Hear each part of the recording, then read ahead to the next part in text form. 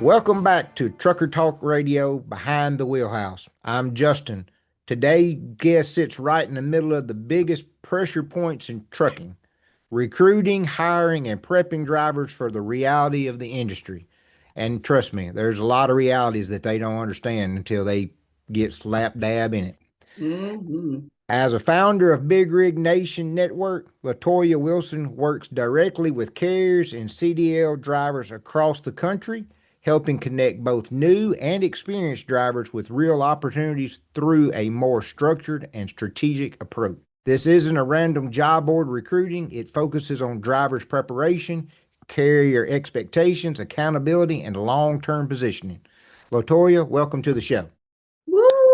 Thank you, Justin. I love that introduction, by the way, giving thanks. And I want to also just giving thanks for what you guys are doing here and just bringing me onto the show. I'm so happy to be here today. No, we appreciate it. And this is we've got a lot of listeners, drivers and carriers, and this is a subject that you're a part of that is tremendously probably besides what's going on with the non-domicile CDLs is still the major pressure point in trucking. I had a company I knew a couple years ago that hired 700 trucks and only kept like 10 of them throughout the year, Oh my and God. it's just a terrible thing. So we appreciate you coming on and talking about it because it is always a hot topic. So, tell us a little bit about your background and how you got into the crazy world of driver recruiting. Because hey, firsthand, I know it's a different animal, that's for sure. It definitely is. It's different from any industry that I've ever been in, right? So I've been around, I've been in sales. Customer service is something that I was really heavy in before I got into the trucking. I've even done radio before. So Oh, it okay. used to be top-notch radio.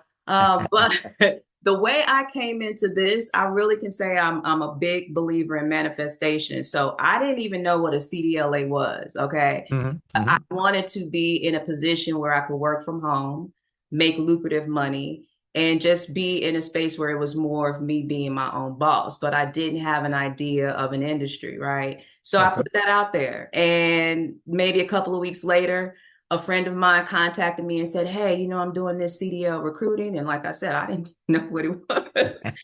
But something was saying to me, when I put my mind to something, if I'll get it accomplished.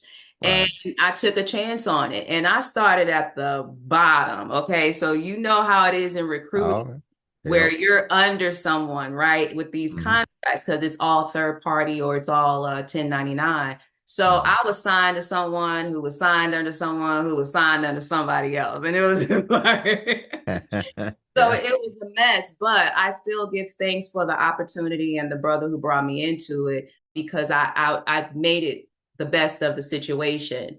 I learned the industry. I started learning the carriers, all of their needs, and really mastering that.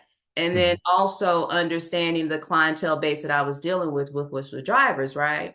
So this was around 2018-ish when I really started taking it serious and everything. Okay. And you and I both know the industry has changed.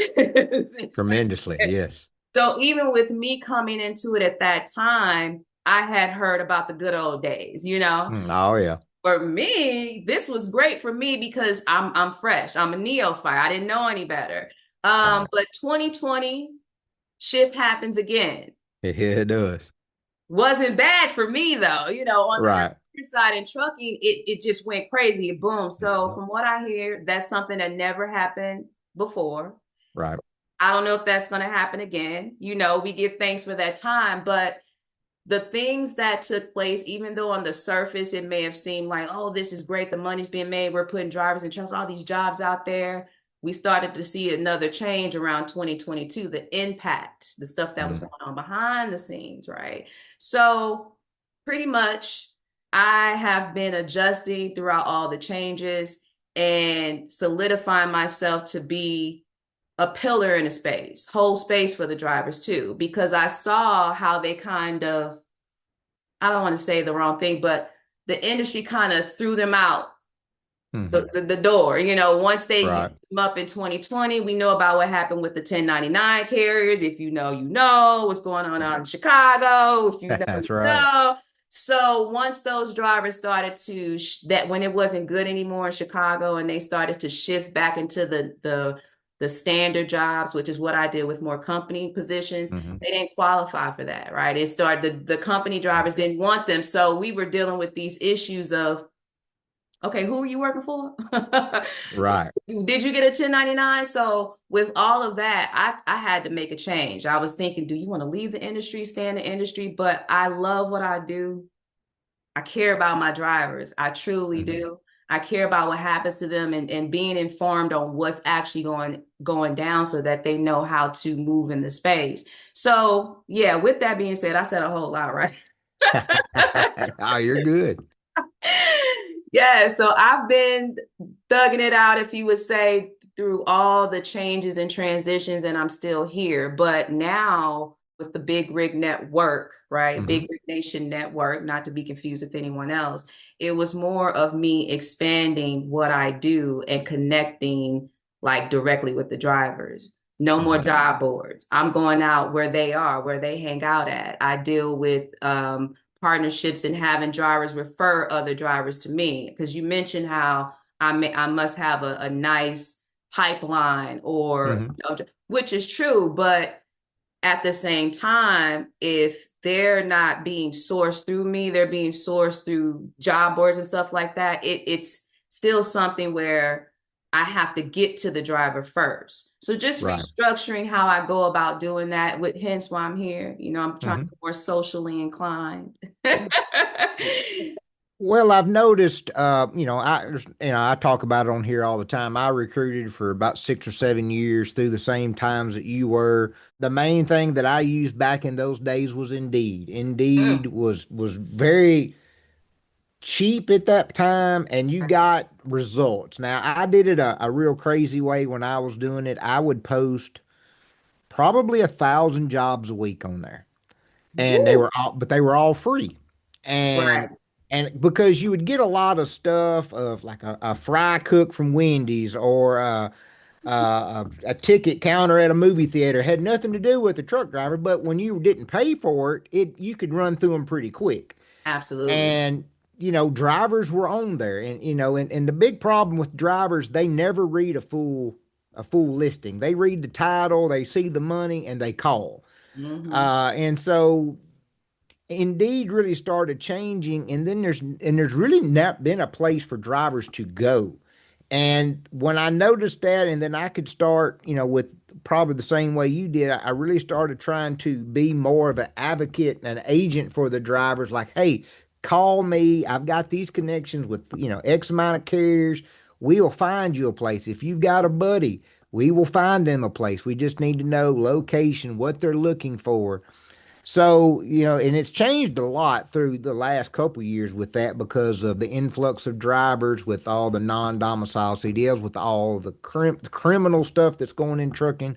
But I want to ask you, where did you start seeing the disconnect between drivers, other recruiters that are people you're dealing with, and the carriers themselves? When did you start noticing that? Because there's a big problem in recruiting. From when you're the recruiter, you get all their information. Because when I was doing it, I got all the information. I got CDL, medical card, long form, pictures of the truck, because I didn't ever trust the onboard specialist to do their job. Most and most of the time they didn't do their job. Right. And how I set my business up is I got paid once the driver got hired. I didn't get paid for just bringing you a driver. Mhm. So I went the extra mile, and I noticed there was a bit disconnect, because the problem that I see in the industry, and I don't know if you've seen this, but the recruiting office, or your onboarding for a trucking company, is realistically the first impression that a driver gets from that company. And a Absolutely. lot of these carriers cannot comprehend that at all. And you get a driver 3/4 of the way, and then that onboarder loses him, or don't call him for or her for 3 or 4 days. you've wasted your time. You've now made your client, the driver, mad, and then even the carrier's mad because your driver left. Well, you've got to stay engaged with them. The recruiter themselves can only do so much. So, kind of speak on that, what you had to deal with, and how you approach that with referrals and different things to try to help your business. Well, I can say that for myself, I can't speak for every recruiter, but I think what makes an exceptional recruiter is someone who knows the process in and out. So Hmm. you need to know your process, what their job is. You need to know what the driver needs to get. So just maximizing on knowing the process. So if there's anything that falls in the gaps, I'm going to pick up the pieces. I don't wait for someone to do something Exactly. for me. So would I prefer my drivers to be 100% adequate and knowing everything that they need and having it at their disposal? Yes. But if it's not going to happen, that's where I'm doing this extra legwork, which was Mhm. makes me an exceptional recruiter, right? Right. Sometimes you have to do that. So you wanted to, because you asked a couple of questions. Where did I see the transition from, or a shift in the industry Hmm. where basically I noticed that a change needed to happen? Hmm. Okay. 2022, I would say. So I dealt with experienced and new drivers, but mostly the experienced drivers. And when I saw the influx of the applications that were coming in, and they weren't meeting qualifications of the carriers, not only who I was dealing with, but just standard carriers overall, it's like, well, what do you do? Okay, we need drivers still. So Hmm. these drivers, and not all, but I could say a large majority, if you came in the game around 2020 and then you just went 1099, or maybe you were W-2 and then you started dealing with those carriers that maybe didn't have the best credentials, now you're in a situation where you got to clean that up. Yeah. And that was a big bulk of the drivers. So it's like, well, what do we do? I like to go to the source. So now I'm dealing with drivers that not only are their credentials messed up, they didn't understand this whole Mm. 1099 thing and how it affected them truly, right? Right. They didn't have the credentials and everything. So now you have to go and explain that to them. And I still wanted to recruit. So I shifted to say, you know what? Drivers need to be re-educated Mm. and their expectations reset. But Yes.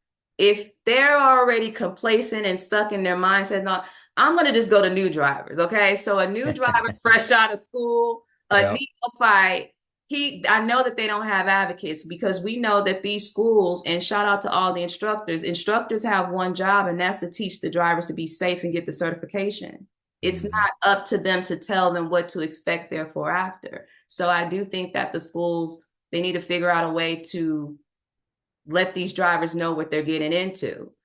Yeah. I speak to new drivers all day long, and to see how disconnected they are from actually knowing what's required outside of getting the CDL-A, right? Hmm. So I'm only one person. I'm not God out here. I can only do so much. But I said within the things that I can control, I know that any driver that comes in my space, talks to me, touch me, he's getting a foundation. He's getting the, and he or she's getting the insight. So how about you build something around that? So for myself, I said, I'll just usher in new drivers, give them that foundation they need, place them in where they need to go to. And now it's kind of helped clean up the industry, or in my mind, right? Right. That Right. I'm helping, doing the best that I can to clean up the industry by bringing in better drivers doing that route. And experienced drivers, as they get their credentials together and understand what happens, and coming back into the space of the real jobs that's going to give them security, then I can usher back into, working more with them. So I think it's a disconnection with them understanding that the choices that they made, some truck drivers, how that impacted them. And now they still want to be in the industry. How are you going to make that happen? It can't happen, but it's not how it used to be.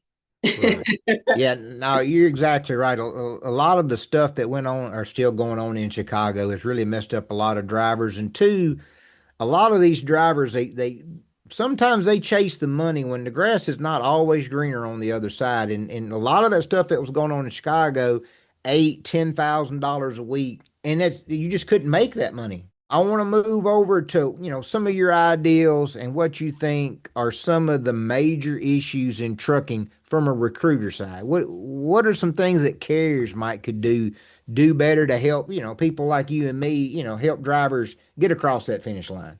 I have to say, I've been graced with carriers that I work with that the process is pretty smooth. I know how they move, so I Hmm. know. And then I have some that are like, my bad children, where it's just like, okay, Oh it's yeah. so difficult. But at the end of the day, it's about we all have a common goal. All right. So onboarding, I take on a lot of things that I'm not really expecting the carrier to do much for me because Hmm. I'm not even selling the company. I sell myself. These drivers are taking these positions not because it's like the greatest thing since sliced pie. It's more that I'm being upfront with them and we're strategically coming up with the game plan on why this is the best place to go to. Okay. Hmm. Now, on a deeper note, I think that carriers across the board can take better care of their drivers and incentivizing them, right? But there's when I even say that though, I'm a businesswoman, so I know there's no feelings in business. I know there's Right. so business is like a certain mindset that goes on with that. It's about the bottom line. However, Hmm. businesses are ran by and kept alive through the people. So I do think that the trucking companies, they can have more balance and being catering more to the truck drivers, and we won't have all this turnover, right? How you do Hmm. one thing is how you do most things. These drivers aren't being ushered into the trucking industry in a proper way, in my humble opinion, right? So Right. it's like as soon as you get your CDL-A, it's so the onboarding process is so fast. How can the driver actually really know what they're getting themselves into? So Yep. pay wise, I think that listen, I don't own a trucking company, but I don't think it's rocket scientist to be able to balance out this home time situation. 34-hour Mhm. recess for a driver that's out on the road for 2 weeks is like, what is that? So just being more strategic with how they and be more creative with the home time. I'm Mhm. realistic though. I know that every truck driver cannot drive 50 miles up the street, okay? And that's going to get the freight moving. Okay, that's Right. not going to happen. So I'm being realistic, but with all of the artificial intelligence we have around here, there's a prompt that can be plugged in and say, how can we make this happen? And then configure it from there. So that's what I think on a very basic note, right? On Mhm. what can be done. We can always talk deeper on what I see going on with these industries with the trucking carriers. But again, I like to also focus on okay, what are we dealing with and how can we get through it, right? Right. What is being resolution ready for the most part. Now, there's something else you mentioned too. Mhm. Chucky, about the onboarding process.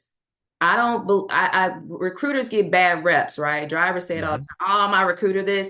And I get it, right? Not every recruiter is like me. So, but Right. I Right. understand what they're dealing with. But at the end of the day, majority of the trucking carriers deal with third-party recruiters, right? Or they Mhm. deal with recruiters. So at some point, you're Yep. going to have that kind of gatekeeper. So understanding what you're dealing with as a driver, with knowing what their purpose is, use it to your benefit, right? So I think Mhm. all parties need to really understand each parts more. The carriers are far removed from the people that they're dealing with. They are. Yes. Yeah. They are.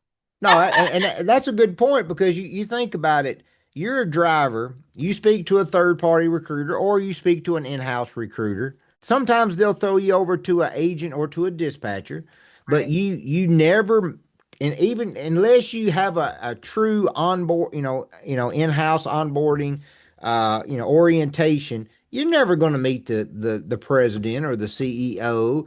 You're going to probably meet the billing team because you're going to talk to them quite often over the years Right. because of Right. payroll and different things. You're going to meet the safety person. Probably in the very beginning, you'll have conversations with them about, hours of service and maintenance and different things like that. And then you'll have a dispatcher. And, like they'll never probably meet their dispatcher in person.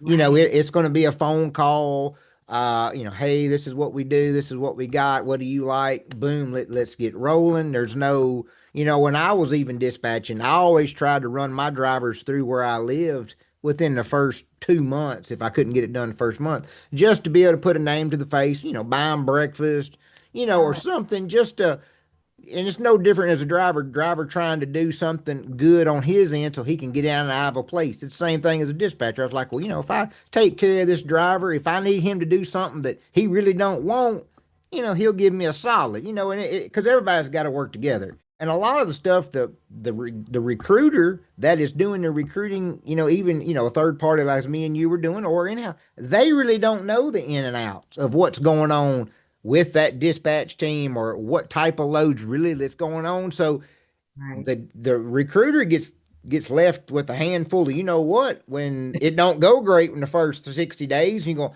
I got told the same thing I told you, and that's why I like third party recruiting. I think it's good for the truck driver to have. Yeah, okay, they could say, well, you're making money that I could get, but they're spending tons of money on recruiting and advertising. I mean, Oh my goodness. it's ridiculous the amount of money that trucking companies spend a month on that.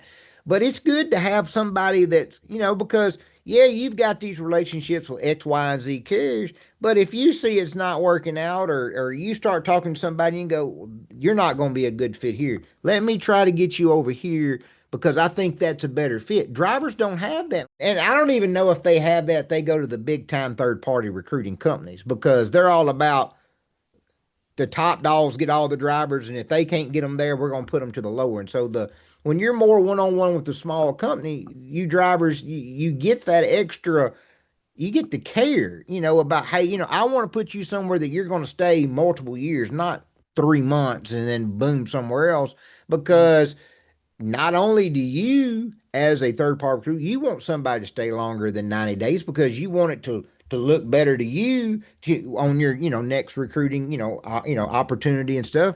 But cares, they'll complain that they're not making money, but if they can keep a driver 90 days, they're pretty much happy. It's crazy when you say the whole 90-day thing, and this you also mentioned like the new breed of drivers that we have coming into the space, and they hit different. Their Mm-hmm. mindset is different too. So when I first started, I wouldn't even think to tell a driver he had to stay out for 2 weeks at a time. Now I Right. just say it's normal now. But the drivers, they want to make the money, but they don't want to drive. So Mm-hmm. Yep. it just puts you in a situation. It definitely does. I just wanted to put that out Yeah, there. oh, it does. The one thing that I'll say about recruiting, when I would answer the phone, if I could understand the tone of a driver, first question, have you been in the container? You been doing port work? Yes, I have. Okay, thank you. I can't help you because, once they go that way, they make decent money in their home. You Hmm. can't get them back out for a Can't get week. them out. Yeah, because they're And local, they're making decent money. So, and let's be real, most of these drivers want local positions. they So, do. They do. And then, but they'll forget like, well, I hadn't worked in 3 days this week. Yeah, but you're making about the same money if you was out five. You just got to deal with the BS. That's why you're getting a little bit more money. And I remember those struggles. And I wanted to bring up something I kind of brought up a minute ago, but it sounds like it's something that you do, and have had to deal with is, all this going on right now about, driver verification, the driver not having, the right kind of CDL or, not speaking English. And it's become a major issue. It's been a major issue for several years. It's just finally getting the attention of the American population and the White House, which I'm glad it finally has. But I still think there's a gap in all of this. The drivers are never verified. There's no documented verification system other than just you've got a CDL and it's in a system somewhere. mhm. And we all know the government's been very lax on it. I mean, evidence is proven. I always said when 9/11 happened and they started really taking on the airlines and the pilots and all that. Okay, trucking is an industry far superior in the amount of airplanes that are in the air. Why wasn't there something done then? Do you see that need to having every, a driver, even you as a recruiter, I would think you want to know who that driver is. You want to make sure before you present them to somebody that, they're, got their CDLs. They, Right. per se can speak English. I mean, that's, some people ask for that, some Good. don't. But I mean, you got to be able to speak it and understand it a little bit. I mean, we're seeing crashes like every day. It's scary to be on the road these days, knowing that what you see on the internet now could actually happen to you. But do you see with more and more places trying to bring in technology that for hiring process and for recruiting, how important that verification would be? Yeah, I think it is very important. There's the with the influx that happened, it hit some areas more than others, right? So California was red tape. Of Yeah. course, Midwest and Chicago, that was red tape. And then Florida was Mhm. like it was really bad. So for me, again, I work with what I can work with, Right. right? I So when understand. these things started to pop up or some iffy drivers, when I started to see, okay, I know this area is what's going on, I just tend to move away from that area or doing business there where it's, so I won't get the influx of that.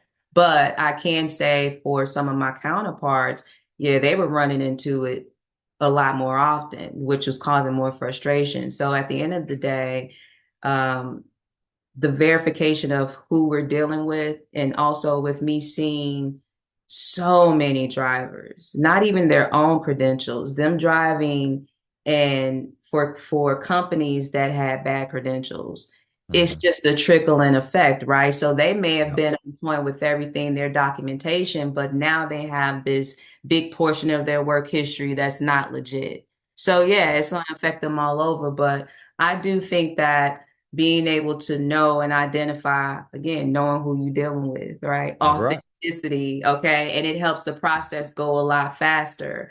And to my surprise, because I'll be honest with you, the whole non-docile thing, I was like, what is this? Right. But it I happened. think a lot of people's like that. I really do. I think most people had no clue. Well, I don't even think the government understood it. And I won't call them bad people because I don't blame somebody for working in the gray area. If there's gray area, work there. I Yeah, mean, that's we're right. but people that are working that gray area, they're really intelligent, and that's how stuff gets taken advantage of, and that's basically what happened there.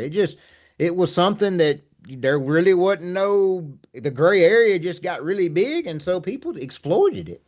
Well, what I found, and I saw this actually, giving thanks, I can't remember his name. You all did a show with someone, and I watched it yesterday, and Hmm. he broke down the what it actually was for drivers that are, let's say, if you live in New York, but Hmm. you have a New York license, but you live in Georgia, and it was Yeah. allowing those drivers to basically Hmm. be in that area. From it being that was the actual purpose to what it turned into, I Yeah. clicked my pearl. I was like, wait a minute, what?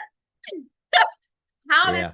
that even happen? So shame on you, government, Hmm. for letting that take place. And Yep. it really, I love all people, but I'm an American at the end of the day. So I saw what happened to our drivers here, where they were really much like the drivers came in and that weren't from America, and they got all Hmm. those jobs and saturated the space, and then now our drivers are kind of left with where we Yep. are now. So yeah, I think it's important to answer your question. Yeah, and that was more than likely Shannon Everett with American Truckers United. Yeah, he I think so. He was like a yeah. CIA kind of person. I said, oh, he Oh, now you might have been talking about Ryan Joyce with Gin Logs. If he was yes, I believe it was him. Yeah, he yeah, went really in depth into. I yeah. told you I binge watched y'all Yeah. last night. Yeah, So both of those episodes were really, really good. Both of them are fighting a good fight, trying to help. And and something like with our sponsor Ready App doing this driver passport, I think drivers really need to take it under consideration and understanding that they need to take their industry into their own hands. And if you can get a driver's passport, that's free. I mean, our tier one is free, so it costs drivers nothing. But there's benefits and all kind of things drivers can get out of it. But if you will create yourself a passport where all your documents are in one place, we're going to have in the next couple months, we're going to have actual scorecards like a baseball card where a driver's score can go up. We're going to have a load board in there so drivers can send their verification stuff over to be verified by the broker. But if you're an American citizen driver who has done it all right, you went through CDL school, you've put your dues in, you've paid your time, you've got to separate yourself from the bad drivers. And something that simple with a passport will do that because you want to stand out. And I talk about it on here all the time. If you're a driver, owner operator or driver, dress the part, go into every facility, have a conversation, just talk, see what you can find out. You want to be remembered. When you leave that office or that shipping yard, you want to be remembered. So then that person in the office calls your dispatcher or that broker and says, I want that driver back in my yard. He's done everything that I asked. He was respectful. And then that's how you get the good lanes, the good respect. And then you can stay at a job for years at a time, which is still crazy to me that, I would probably guess 6 months is probably the average truck driver's life at one company. It's amazing. But I want to go back to your company. I knew we had talked a little bit before we started that you did more than just recruiting. Tell us a little bit more about what you do, what you offer. If there's a driver listening that might fall into that category or of that sort, because I want to make sure that we go over everything you do so that gets out there. Thank you so much for that. And Hmm. mentioning Big Rig Nation Network, right? Hmm. Branding is so important, right? And affiliations is too. So I have decided as of June 1st of this year, I'm doing a whole relaunch on the rebranding. Okay. Just to ensure that there's no confusion with myself and maybe other parties that have similar names, and Yeah. just something more in alignment with marketing myself and what I do. Hmm. The carriers, that's going to speak for itself, the job, right? So, and plus they don't pay me to market them. So Right. Exactly.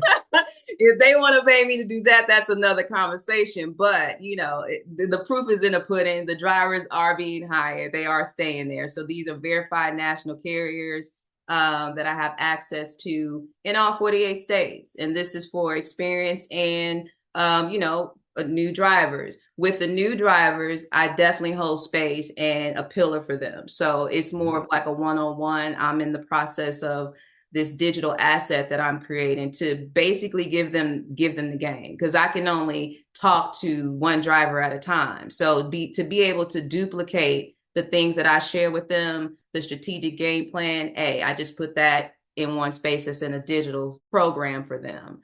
Hmm. Trucking schools. I'm definitely looking to partner with more trucking schools and the carriers that bring on new drivers. Like I said, I think that, we got to start.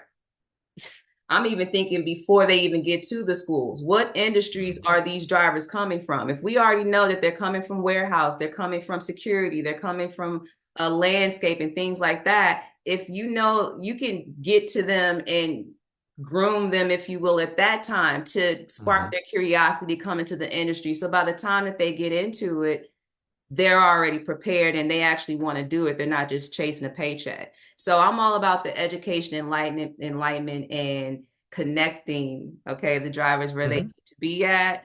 And yeah, that's pretty much it. Carriers too. I'm always open to bring on more carriers. I don't to have too many out there, but yeah.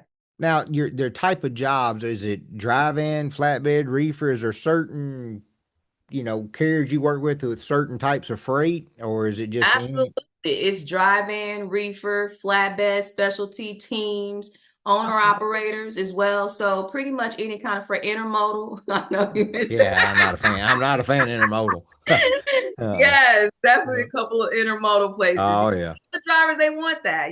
Oh, they definitely do. Yeah. Yeah. Yeah. I gotta give them what they want. Touch That's right. freight, no touch freight, the retail stuff. So pretty much anything that's out there, I'm pretty sure I have access to it. So Oh, getting you connected. so I want to ask you about one more thing before we finish up here. You seem to have a real passion for the new CDL driver, the fresh out of school, entering the industry. They bless their hearts, they have no clue what they're getting into. I mean, Oh, that's you can't sugarcoat that. They just don't.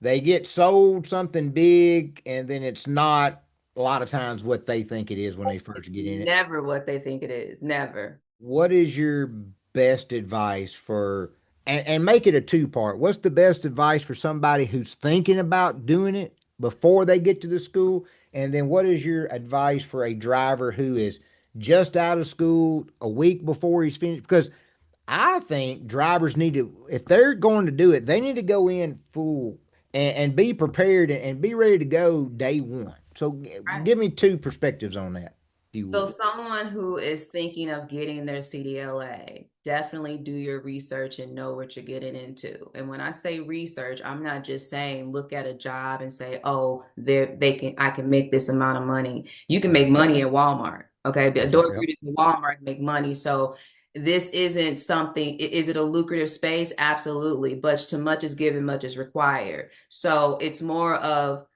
knowing that you're going to be committing to something, knowing that a CDLA is not just a regular job. This is a top-notch certification, okay? And there's a lot that goes into it as far as your mindset, what you're willing to accept, and yeah, putting in that time. You're not going to be home every day. That's the first thing I would tell them. So if you Mm. can't get past the fact that you're going to go out for a 3 to 4 week training, don't get your CDLA until you're ready to do that. That's my first thing.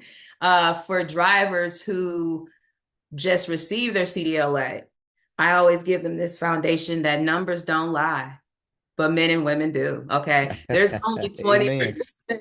Yeah. And I'm a woman, so I know, right?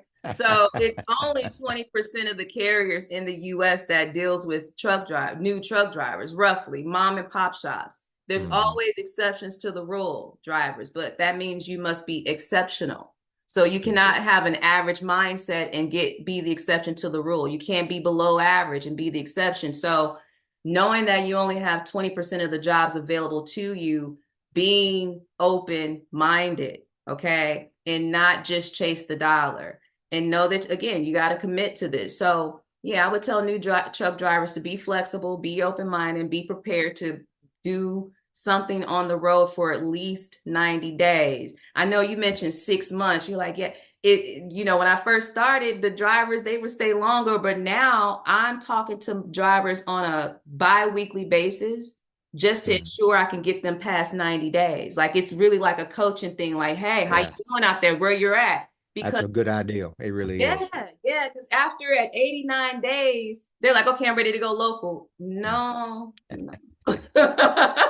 Well, and something else that drivers, even veteran drivers, have a problem with, and with you calling them helps because when they go somewhere, especially a veteran driver, they expect the worst because they've never been treated really good. So they're already got a chip on their shoulder. Yeah, they And do. then the problem is they sit there and they just let stuff fester. They don't have a conversation with their dispatcher about being displeased or, hey, I need to be home a little bit more, or we got to fix this problem because I'm sitting too long. Or they don't. They just sit there and just fester up, and then boom, I'm done. I quit. Here's the truck.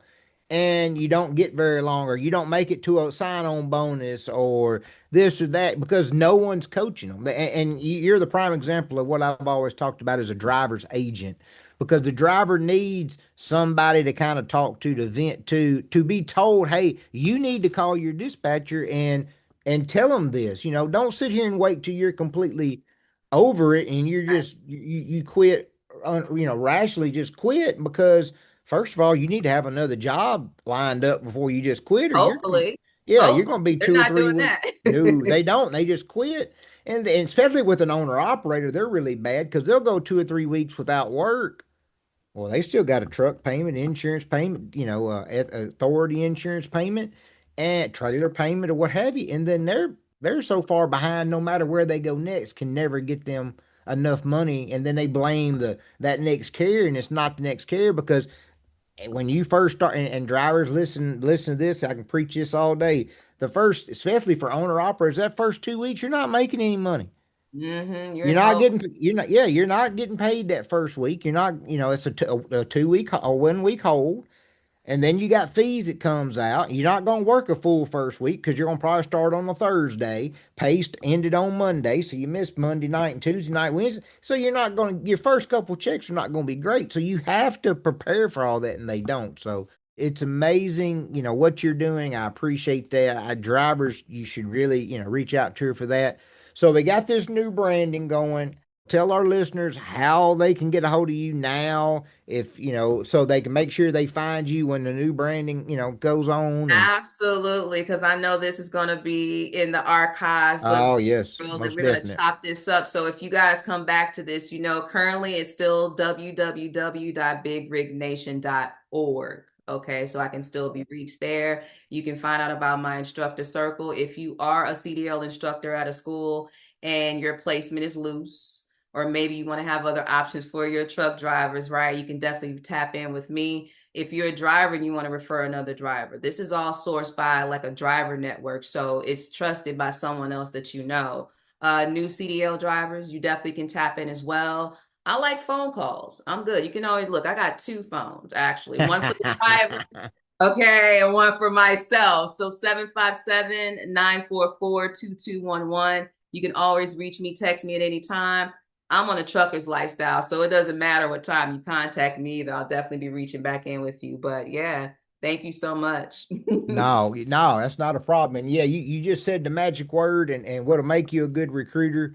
You just said it. You work on trucker time, so you will take a phone call at 9 o'clock at night because hey, that's when a driver's available. Exactly. And that's a big problem because when you're dealing with the in-house recruiter at XYZ carrier, they go home at 5 o'clock. Oh, 9 to 5. And God And forbid it's Friday. yeah, and a driver, he can't do anything until he's done sitting in the back of his, cab, on his iPad. So you can't expect to get a lot done. And that's why I've always said you got to be patient with drivers. You got to kind of go the extra mile for drivers because they're working during the day, if and so that's a big plus. So we appreciate it. But we appreciate you coming on. It's a great subject. As you can see, I'm as passionate about it as you are. Drivers need people like you. They need to be more respected. In turn, drivers need to listen to people that are there for them and take advice. You've gave some great advice, so we appreciate that. All drivers definitely check her out. You need that advocate in this industry. There's not a lot of people that's going to be on your side in trucking. You'll learn that as you get older, especially the younger drivers just getting in. So when you have somebody that you can tell genuinely cares about you and your industry, lock on to them. Uh, Squeeze them for any knowledge or help you can get out of them because there's not a lot of them out there. It's just throwing it up there like it is. But we appreciate you coming on, taking the time out. We wish you the best of luck. We need to keep the conversations continuing there for us. I want to thank our sponsors for the show before we get out of here. Today's episode was brought to you by Gray Cross, graycross.org. It's supporting trucking families when they need it the most and helping drivers through life's toughest moments. Basically, what Gray Cross does is they come in and help families in the worst times of needs, like a loss of life. They'll come into a family. They'll help with funeral costs, medical costs, groceries, clothes, whatever's needed to help that family. Definitely go check it out, man. If you can donate $1, $5, $10, any amount is appreciated and is put to good use because I can promise you wherever you're at right now, you can look at something that's within a hand grabbed of you and it was brought in by a truck driver. And we also want to thank Ready App. They sponsor us as well. They're here. It's ready-app.com, helping drivers create a verified professional profile with work history, qualifications, documents all in one place. This digital passport, I truly believe, is going to be the next big thing in trucking. Drivers, you need to go get it. It's free right now. Like I said, we're going to have a load board on there. We're going to have benefits like hotel stays, fuel discounts off movie tickets. I mean, you name it. So go check that out. It's ready-app.com. We appreciate everybody listening. Make sure to subscribe and share the show, and we'll catch you next time on the next episode of Behind the Wheelhouse. Thanks again for coming. Thank you. Appreciate it.